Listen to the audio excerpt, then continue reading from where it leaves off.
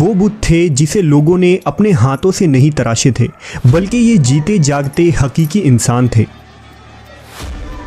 हकीकी इंसान। उन्होंने खाना काबा के अंदर ऐसा क्या जुर्म किया था जिसकी वजह से अल्लाह ने उन्हें ऐसा खौफनाक अजाब दिया जो आने वालों के लिए इबरत की निशान बन गई। अस्सलाम वालेकुम, welcome back to my another video reaction. तो आज का वीडियो रिएक्शन का जो टॉपिक है एक सच्ची वाक़या पे है। तो आज हम लोग सुनने जा रहे हैं, कुछ लव स्टोरी भी है इसमें, कुछ जो है मोहब्बत भरी दास्तां भी है, और उसने जो है कितना भयानक गुनाह किया था उसके बारे में भी जो है ये बयान होगी इस वीडियो में। ये वाक़या को जो है ना मैं थोड़ी बहुत जानती थी कि हाँ कुछ लोगों के साथ ऐसी चीज़ें हुई थी, लेकिन पूरी डिटेल में जो है मुझे इस वाक़या के बारे में नहीं पता है। तो आज के वीडियो में जो है हम लोग पूरी वाक़या को जानेंगे। चलिए आज मैं आप लोगों को बता देती हूँ कि आज का वीडियो का टॉपिक क्या होने वाला है। तो जैसे कि वीडियो का टॉपिक होने वाला है इसाफ एंड नैला स्टोरी, क्या होने वाला है इस वाक़या में तो वो तो पूरी देखने के बाद ही पता चलेगी। तो चलिए वीडियो को जो है स्टार्ट करते हैं और वीडियो को आखिर तक ज़रूर देखिएगा।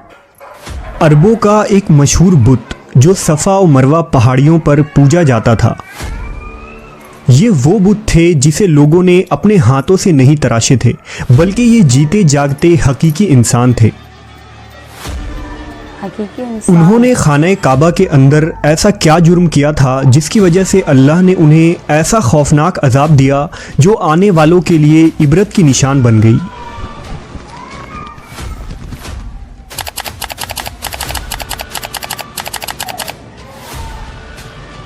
इसाफ एंड नैला।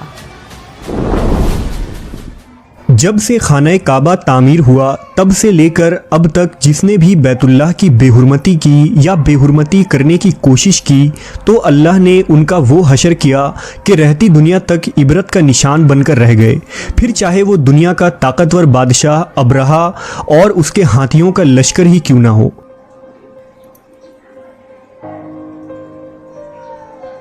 इसके अलावा तारीख़ में कई ऐसे वाक़यात मिलते हैं कि जिन्होंने काबा शरीफ की बेहुरमती की और उनको अल्लाह ने दर्दनाक अजाब देकर तबाह कर दिया। इसकी एक मिसाल इसाफ व नाइला है। इसाफ बिन याला और नाइला बिनते जैद दरअसल कबीला बनी जुरहुम के एक मर्द व जन थे। नाइला एक खूबसूरत और हसीन लड़की थी जो अपने कबीला में यमन के किसी इलाके में रहा करती थी। ये खूबसूरत हसीना कबीला बनी जुरहम में अपने हुस्न की नुमाइश किया करती थी। वो फहश लिबास पहनकर घर से निकलती थी और कबीला के नौजवान उसके पीछे पीछे चलते थे। हर कोई उससे ताल्लुकात का ख्वाहिशमंद था। उन्हीं लोगों में कबीले के सरदार का बेटा भी शामिल था जिसका नाम इसाफ बिन याला था। इसाफ और नाइला आपस में मोहब्बत कर बैठे और ये मोहब्बत बहुत ही जल्द खबासत में बदल गई। उन्होंने आपस में नाजायज़ ताल्लुकात कायम कर लिए और जब कभी मौका मिलता तो दोनों जिना में मशगूल हो जाते। इस तरह ये सिलसिला यूं ही चलता रहा। जब उनके घर वालों को इसका इल्म हुआ तो वो उनके खिलाफ हो गए, जिस वजह से उनके मिलने पर पाबंदी लगा दी गई। एक दफ़ा का वाक़या है कि बनी जुरहम का एक काफ़िला हज करने के लिए मक्का के लिए रवाना हुआ तो ये दोनों भी उस काफ़िले के साथ हज के लिए चल दिए। काफ़िला मक्का पहुंचा और ये हज के अय्याम थे। उन्हीं दिनों का वाक़या है कि एक रोज़ काबा में लोगों की तादाद बहुत ही कम थी और आसपास कोई भी मौजूद न था, लिहाजा शैतान ने उनके दिलों में वसवसा डालना शुरू कर दिया।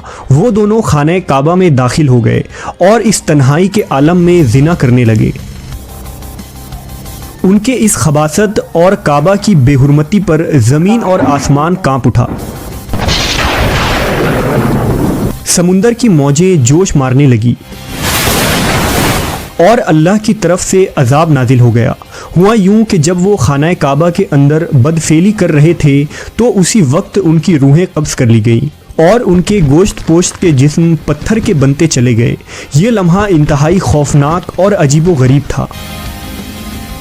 दो जिंदा इंसान अजाब इलाही के तहत अब पत्थर के बन चुके थे।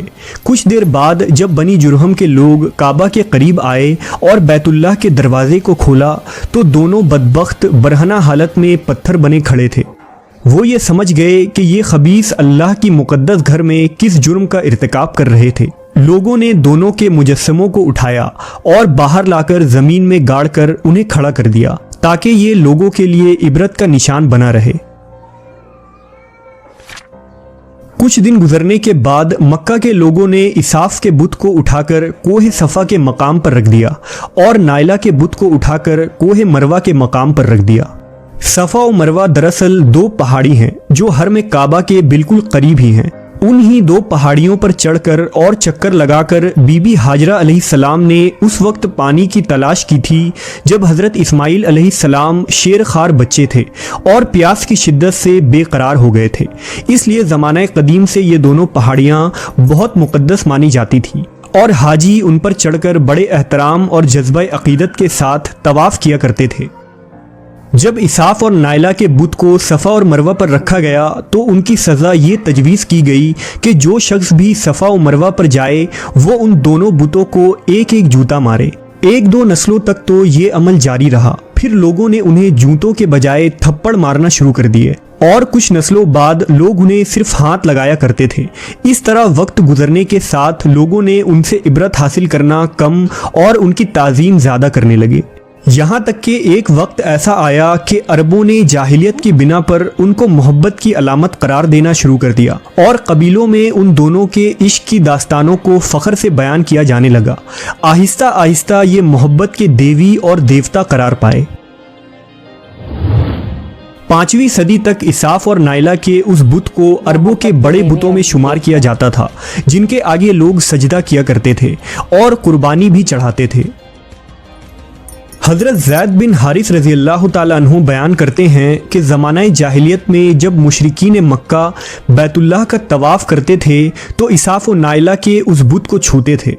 मैं एक दफ़ा रसूल अल्लाह सल्लल्लाहु अलैहि वसल्लम के साथ बैतुल्लाह का तवाफ़ कर रहा था, लिहाजा जब मैं उन बुतों के पास से गुज़रा तो उनको छुआ। इस पर आप सल्लल्लाहु अलैहि वसल्लम ने मुझको उन बुतों को छूने से मना किया। मैंने अपने दिल में कहा कि देखूं तो सही कि छूने से होता क्या है, इसलिए दोबारा उनको छुआ। आप सल्लल्लाहु अलैहि वसल्लम ने दोबारा ज़रा सख्ती से मना करते हुए फरमाया, क्या तुमको मना नहीं किया था? हज़रत ज़ैद फरमाते हैं कि अल्लाह की कसम उसके बाद कभी किसी बुत को मैंने हाथ नहीं लगाया और मैं कसम खाकर कहता हूँ कि नबी सल्लल्लाहु अलैहि वसल्लम ने कभी भी किसी बुत को नहीं छुआ था, यहाँ तक कि अल्लाह ने आपको नबूवत अता फरमा दी और आप पर वही नाजिल होने लगी। एक दिन रुश्द हिदायत का एक सूरज तुलू हुआ जिससे ये पूरा खत्ता जगमगा उठा। हुजूर पाक सल्लल्लाहु अलैहि वसल्लम नबूवत के ओहदे पर फायज हुए। आप सल्लल्लाहु अलैहि वसल्लम ने दावत व तबलीग का काम शुरू किया।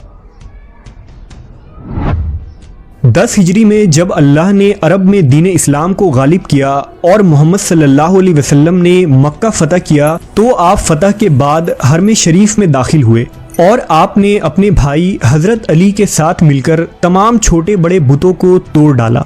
आप बुत तोड़ते जाते और ये फरमाते जाते कि हक आ गया और बातिल मिट गया। बेशक बातिल ने मिट जाना ही था। यहाँ तक कि खाना काबा तमाम बुतों से पाक हो गया। फिर आप सफ़ा और मरवा पर तशरीफ़ ले गए और इसाफ और नाइला के उस बुत को अपने मुक़द्दस हाथों से तोड़ डाले।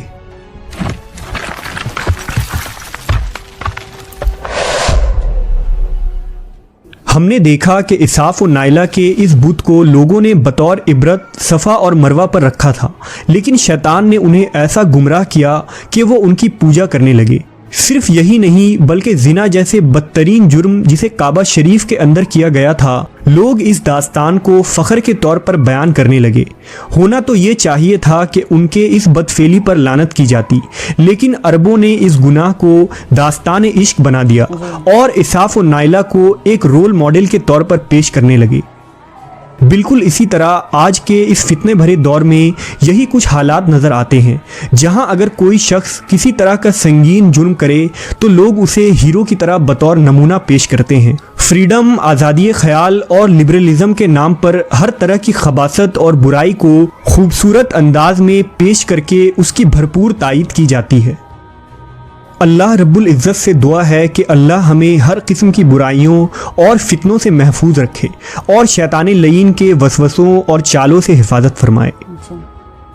मतलब गाइज ये स्टोरी सुन करके ना मेरे तो रोंगटे खड़े हो जा रहे थे कि उन्होंने इतनी ज़रूरत कि उनके दिल में ज़रा सा भी अल्लाह का खौफ नहीं कि वो क्या कर रहे हैं और ऐसी चीज़ों को जो अंजाम दिया, अल्लाह का जो है अजाब उन पर जो है फ़ौरन नाजिल हो गया है। कितनी ज़्यादा जो है अल्लाह जो है नाराज़ हो गए, जो अपनी नाराज़गी जो है फ़ौरन ही जाहिर कर दी। और ये मतलब बहुत ज़्यादा ख़तरनाक था वाक़या और मतलब मेरे ना रोंगटे खड़े हो गए थे कि लोग ऐसा भी सोच सकते हैं, इतनी हद तक गिर सकते हैं इन सब कामों को अंजाम देने के लिए। तो बहुत ही ज़्यादा भयानक वाक़या था। सोच करके ही अजीब लग रहा है कि उस टाइम पे ऐसा चीज़ हुई होगी तो कैसा मतलब सिचुएशन और कैसा माहौल हो गया होगा। अल्लाह बचाए इन सब चीज़ों से हमें।